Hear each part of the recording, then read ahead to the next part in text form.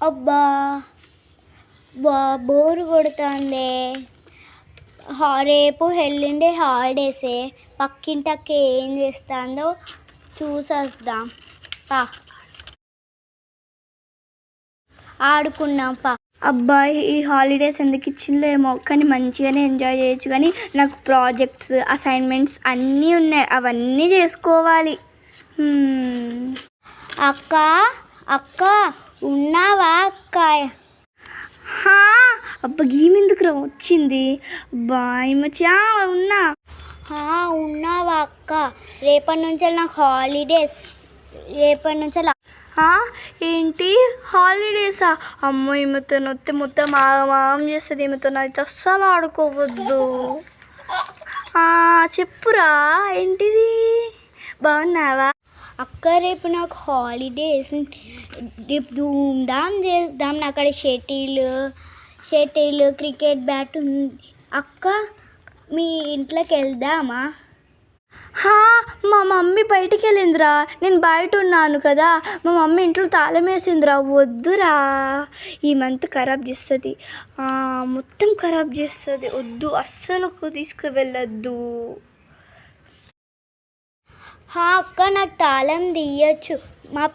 మా చిన్న పిల్లలు వచ్చిళ్ళు, మా చుట్టాలు, వాళ్ళని తీసుకొస్తా.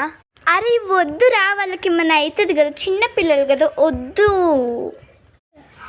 ఏం కదా ఎక్కడికి తీసుకువెళ్తున్నావు? నేను రాను. అబ్బాయి ఏంటో ఈ చిన్న పిల్లల్ని తీసుకొస్తారంటే మొత్తం ఆగం చేస్తారు. మా అమ్మ అయితే నన్ను ఫుల్ తిడుతుంది.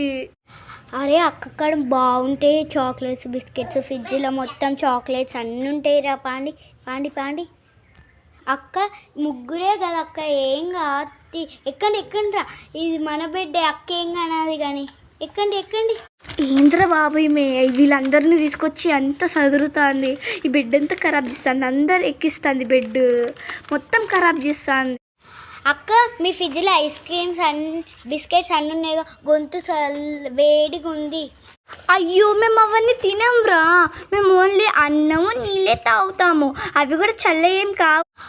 సరే అక్క, మీ ఇంట్లో అవి ఇవి ఉన్నాయి అనుకున్నా. సరే. అరే పాండిరా, పాండి.